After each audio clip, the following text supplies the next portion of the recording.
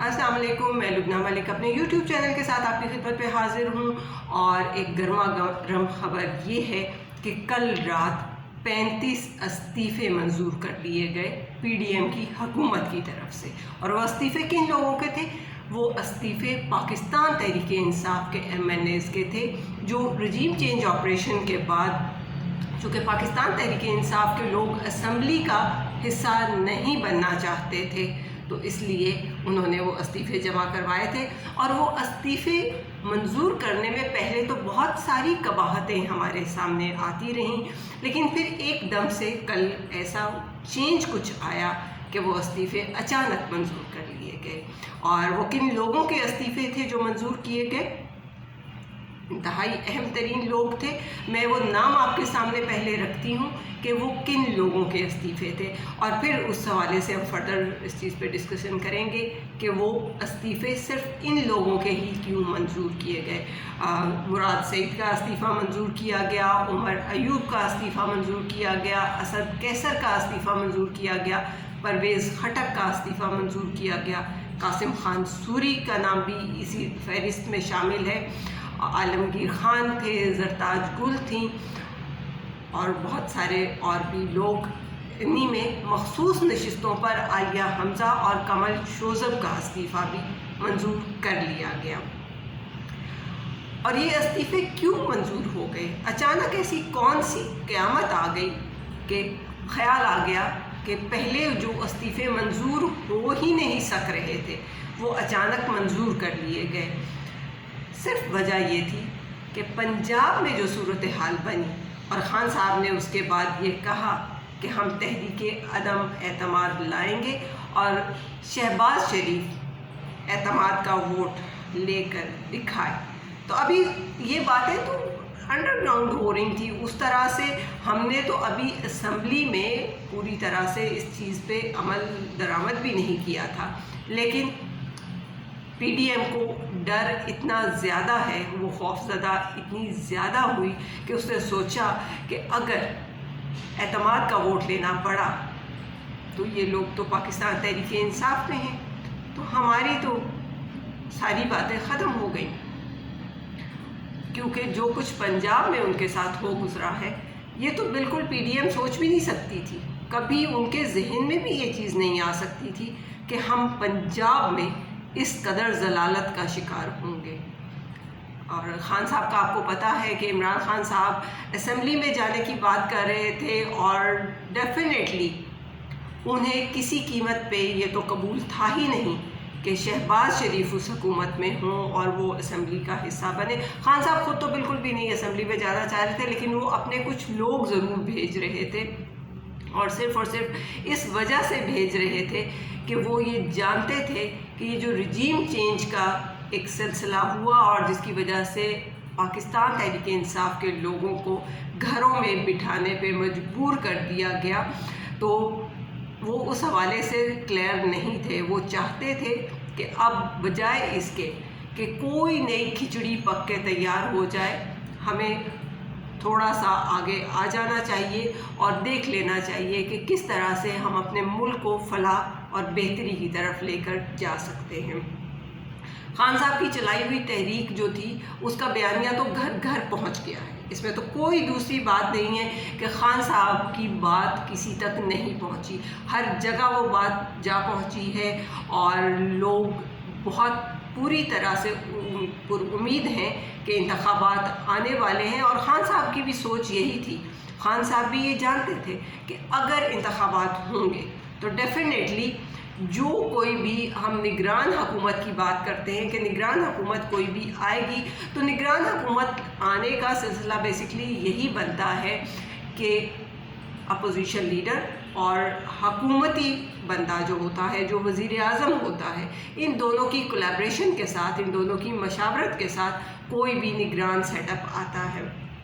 تو راجہ ریاض تو ہم بالکل نہیں سمجھتے کہ وہ اپوزیشن لیڈر ہے، کیونکہ وہ تو پٹھو ہے پورا شہباز شریف کا، اور شہباز شریف کے ساتھ وہ پوری طرح سے متحد ہے۔ ایسے لوگوں کا اپوزیشن لیڈر کی حیثیت سے بیٹھنا تو کسی قیمت پہ समझ ही नहीं आता, क्योंकि वो तो सिर्फ़ और सिर्फ अपना मफाद लेके बैठे हुए हैं और क्या अपोजिशन और क्या हुकूमत सारे मिलके एक ही खिचड़ी पका के और उसको खाते जा रहे हैं। तो इसलिए इमरान खान साहब का ये ख्याल था कि बजाय इसके कि कोई और बंदा निगरान हुकूमत के फ़ैसले करे, बेहतर है कि पाकिस्तान तहरीक इंसाफ के लोग आगे आ जाएं और जब अपोजिशन लीडर की बात हो कि अपोजिशन लीडर से नाम पूछे जाएंगे या उनकी मशावरत हासिल की जाएगी, तो उसमें पाकिस्तान तहरीक इंसाफ अपना आउटपुट दे और इस हवाले से चीज़ें जो है वो बेहतर अंदाज में सामने आएँ। क्योंकि खान साहब को इस चीज़ का पता है कि अगर राजा रियाज को रिप्लेस नहीं किया जा सकेगा तो फिर वही सिलसिले जो अब पिछले कुछ महीनों से चल रहे हैं वो इसी तरह से जारी और सारी रहेंगे और आवाम इसी तरह से पस्ती का शिकार होती ही चली जाएगी। खान साहब ये चाहते थे कि राजा रियाज को रिप्लेस कर लिया जाए और वहाँ पे अपोजिशन लीडर हो पाकिस्तान तहरीक इंसाफ का, ताकि शहबाज शरीफ को नाकों चने चबवाए जा सके और बड़े ठीक अंदाज में उन्हें बताया जा सके कि पाकिस्तान क्या है, पाकिस्तानियत क्या है और पाकिस्तानी आवाम क्या है। लेकिन थोड़ा सा इस चीज़ में कन्फ्यूजन क्रिएट हो गई इन 35 इस्तीफ़ों से, और वो 35 इस्तीफ़े आना और फिर उनका कबूल हो जाना। देखिए, इसमें हम एक बड़ी सीधी सी बात करेंगे कि वो 35 इस्तीफ़े कबूल किस तरह से हो गए, क्योंकि पहले तो ये बात हो रही थी कि 3 वजूहात हैं जिनकी वजह से इस्तीफ़े हम कबूल नहीं कर रहे। ये हुकूमती स्पीकर का मौक़िफ़ था, उसके मुताबिक इस्तीफ़े इसलिए मंजूर नहीं हो सकते क्योंकि फ़र्दन आएँ और आके यहाँ पर अपने हाथ से लिखे हुए इस्तीफ़े हमारे सामने रखें, तो फिर हमें पता चलेगा कि आप इस्तीफ़ा दे रहे हैं। और दूसरी बात वो ये कर रहे थे कि चूँकि मामला अदालत में है तो इसलिए भी आपके इस्तीफ़े मंजूर नहीं हम करेंगे, क्योंकि अदलिया अपना कोई फ़ैसला सुना दे तो उसके बाद ही हम इस मामले को देख सकेंगे। लेकिन यहाँ पर ये तीनों वजह अचानक ख़त्म हो गई कि ना कोई फ़र्दन पेश हुआ, ना ही जो है वो किसी ने हाथ से लिख के इस्तीफ़ा दिया और ना ही अदालत की किसी बात को अब मद्देनज़र रखा गया। अपनी मर्ज़ी से हुकूमती स्पीकर ने इस्तीफ़े मंजूर किए और आवाम को बता दिया कि जी इस्तीफ़े मंजूर हो गए हैं, तो आप सारे जो है अपने अपने घरों में बैठे, हमें किसी की कतन ज़रूरत नहीं है। और ये एक बहुत बड़ा यू टर्न था। वैसे तो कहते हैं ना कि खान साहब यू टर्न लेते हैं, इमरान खान साहब तो यू टर्न लेते हैं या नहीं लेते वो एक अलग बात है, उस बात की तरफ अभी हम नहीं जाएंगे। लेकिन यहाँ पर ये बात बहुत क्लियर है कि हुकूमत ने इस वक्त एक ऐसा यू टर्न लिया। उन्होंने कौम से भी झूठ बोला, उन्होंने पार्लियामेंट के साथ झूठ बोला, उन्होंने अदालत के साथ झूठ बोला, उन्होंने मीडिया के साथ भी झूठ बोला और ये यू टर्न लेते हुए उन्होंने ये इस्तीफ़े मंजूर कर लिए। और वजह सिर्फ़ और सिर्फ ये थी कि खौफज़दा हैं, वो बिल्कुल इस वक्त कांप रहे हैं, उन्हें समझ ही नहीं आ रही कि हम किस तरह से चीज़ों को मैनेज करें कि अगर पाकिस्तान तहरीक इंसाफ के कुछ लोग असेंबली का हिस्सा बन जाते हैं तो हम कैसे उनका मुकाबला करेंगे, हम कैसे उनको जवाब दे सकेंगे। वो महंगाई का पूछेंगे, हम उन्हें क्या बताएंगे, वो बेरोज़गारी का सवाल करेंगे, हम उन्हें क्या जवाब देंगे। और वो जानते हैं कि जब पाकिस्तान तहरीक इंसाफ के लोग असेंबली में आकर उनसे गुर्बत का और मईशत की तबाही के हवाले से पूछेंगे तो उनके पास कतन कोई जवाब नहीं है कि वो बता सकें कि हाँ ऐसे हुआ, वैसे हुआ, ये हुआ या वो हुआ। ये सारी बातें सिर्फ़ और सिर्फ कागज़ी बातें हैं और बड़ी सिंपल सी बात है कि बैठकर उन्हें मामला तय करने पड़ने थे पाकिस्तान तहरीक इंसाफ के लोगों के साथ। और डेफिनेटली खान साहब ने ख़ुद तो नहीं जाना था असेंबली का हिस्सा, उन्होंने तो नहीं बनना था, लेकिन जो लोग असेंबली का हिस्सा बन जाने थे उनके साथ बैठकर उन्हें मुज़ाकरात भी करना पड़ने थे, उन्हें मामलात भी तय करना पड़ने थे कि कौन आएगा, कौन जाएगा, किसको कहाँ पे लगाया जाए, किसको कहाँ पे खड़ा किया जाए। ये सारी चीज़ें डेफिनेटली देखने की चीज़ हैं। और एक बड़ी क्लियर चीज़ है कि ये अचानक जो मंजूरी हुई अचानक जो मंजूरी हुई है कि ये सारे इस्तीफ़े हमने मंजूर कर लिए हैं, ये सिंपली एक ही बात है कि जब खेल का मैदान लगा होता है और लोग खेल रहे होते हैं, 2 टीमें मौजूद होती हैं मैदान में, तो जिस टीम को ये लगता है कि अब हम हार रहे हैं, अब हम जीत नहीं पाएंगे और हमारा मुखालिफ यकीनी तौर पर बहुत मजबूत है और हमें हरा देगा, तो उस वक्त दूसरी टीम भाग जाना मुनासिब समझती है। और इस वक्त PDM ने यही किया है और उन्होंने भागने का इख्तियार रास्ता कौन सा किया है, उन्होंने वो रास्ता इख्तियार किया है कि उन्होंने बजाय इसके कि वो कहते हैं कि हम यहाँ नहीं खेलेंगे या वहाँ नहीं खेलेंगे, उन्होंने सिंपली विकटें ही उठाई हैं और निकल गए कि बस हमने तो मैच ही नहीं खेलना। तो इस तरह ये मैच ना आप खेलें बेशक, लेकिन हार आपकी पक्की है। और भागने की जो रिवायत है ये तो नून लीग की पुरानी रिवायत है, इसमें तो कोई दूसरी बात नहीं कि इन्हें भागना नहीं आता, उन्हें तो बड़े अच्छे से भागना आता है। उनका एक पुराना लीडर, मैं पुराना ही कहूँगी क्योंकि अब वो पुराना हो चुका है, क्योंकि अब नए नए लोग इतने आ गए हैं इन लोगों के पास कि उनका एक पुराना लीडर नवाज़ शरीफ, वो भी तो भागा हुआ है, वो भी तो लंदन भागा और कह के क्या किया कि दवाई लेने जा रहा हूँ। अभी तक उसकी वो दवाई शायद बनी ही नहीं या क्या हुआ, व्हाटएवर। और इसी तरह से इस्लामाबाद में होने वाले जो बल्दियाती इंतखाबात थे,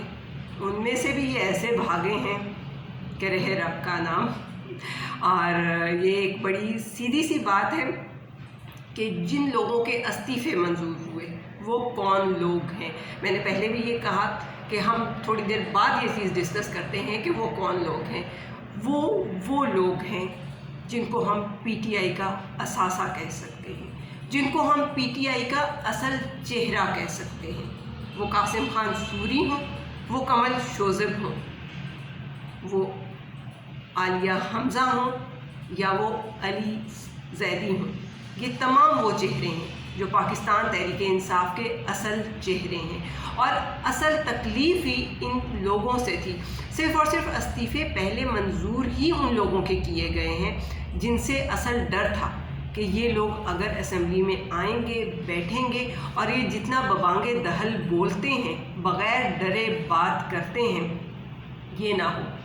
कि हम किसी कीमत पे इन लोगों से हार जाएं। और वो अपना वो हार का जो एलिमेंट था उससे बचने के लिए उन लोगों के इस्तीफ़े पहले मंजूर कर लिए गए हैं। और ये इस्तीफ़े मंजूर करने के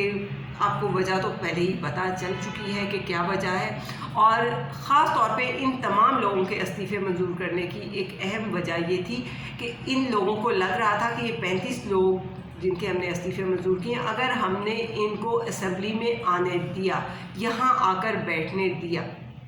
तो चूँकि ये सब बोलने वाले लोग हैं, अपना मौक़िफ़ ज़ाहिर करने वाले लोग हैं, तो ये ना हो कि इनमें से कोई भी एक अपोजिशन लीडर के तौर पर हमारे सामने आकर खड़ा हो जाए। और अगर ऐसा कोई शख्स यहाँ पे आकर खड़ा हो जाता है तो सीधी सी बात है, इन लोगों के पास तो जवाब बनता ही नहीं था, क्योंकि ये तमाम लोग वो लोग हैं जो PTI का रियल फेस हैं। ये तमाम वो लोग हैं जो PTI के तमाम नज़रियात को साथ लेकर चल रहे हैं। वो कासिम खान सूरी हों, वो आलिया हमज़ा हों, वो कमल शोज़िब हों या कोई भी और हो, ये तमाम लोग आपके सामने मुराद सईद का नाम भी मैं यहाँ पे मेंशन करूँगी, परवेज़ खटक हो गए, असद कैसर हो गए, ये तमाम लोग वो लोग हैं कि जो किसी कीमत पे पाकिस्तान तहरीक इंसाफ पे तो कोई कंप्रोमाइज़ ना इन्होंने आज तक किया है और ना ही आइंदा इन्होंने कभी करना है। इसी वजह से इनके इस्तीफ़े मंजूर कर लिए गए ताकि जो एक उन लोगों को खौफ था कि इनमें से कोई भी मुमकिना तौर पे अपोजिशन लीडर हो सकता है, वो ना हो सके। बहरहाल कोई बात नहीं,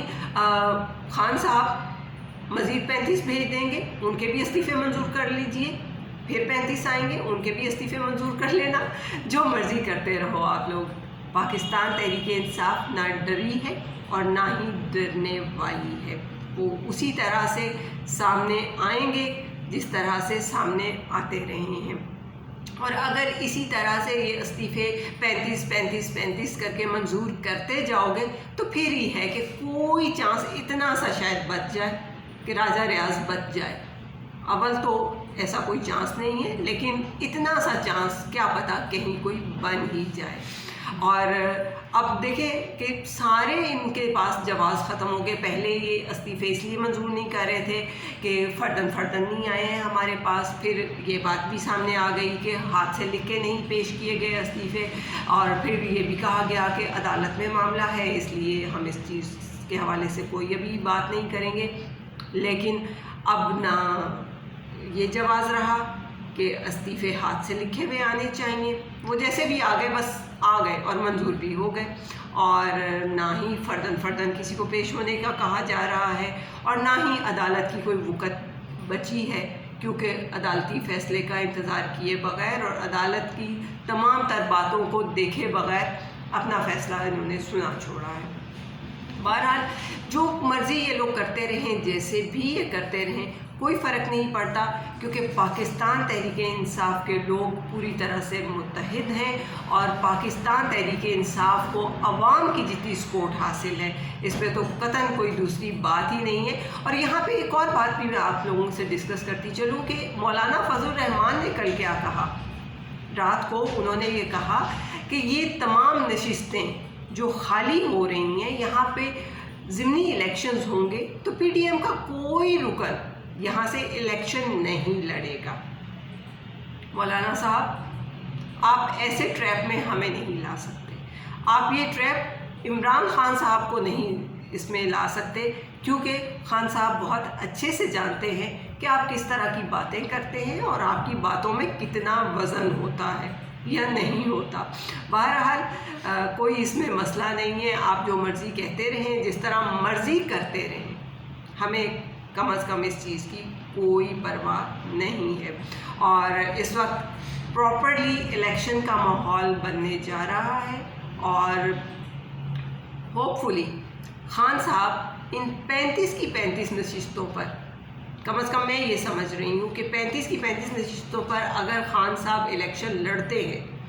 تو پھر ان کا جو ایک ریکارڈ تھا کہ وہ 6 نشستوں پر اکٹھے انہوں نے کامیابی حاصل کی تھی، وہ اپنا وہی ریکارڈ توڑ ڈالیں گے اور 35 نشستوں پر کامیابی حاصل کریں گے۔ خان صاحب کے پاس یہ ایک بڑا بہترین موقع ہے کہ وہ پھر سے اپنی طاقت کو سامنے لے کے آ سکتے ہیں۔ حالات بہت ہی دلچسپ مرحلے میں داخل ہو گئے ہوئے ہیں، کیونکہ پی ٹی آئی پھر سے عوام میں چلی جائے گی، اور تقریباً چلی ہی گئی ہے، اور عوام میں جانے کا اور سیاست میں ایک طرح سے ہائی پچ پر آنے کا پھر سے پاکستان تحریک انصاف کے لوگوں کو موقع مل گیا ہے۔ اور حکومت کی تو حالات یہ ہیں کہ انہوں نے بجلی کی قیمت میں پھر اضافہ کر دیا ہے فی یونٹ کے حساب سے، اور گیس کی قیمت بڑھانے کے لیے بھی انہوں نے سمری بھیجی ہوئی ہے، اب دیکھیں اس میں وہ کیا کریں گے۔ عوام کسی قیمت پر قبول نہیں کرے گی ان تمام چیزوں کو، کہ گیس کی قیمتیں اس طرح بڑھ جائیں، بجلی کی قیمتیں اس طرح سے بڑھ جائیں۔ اور اگر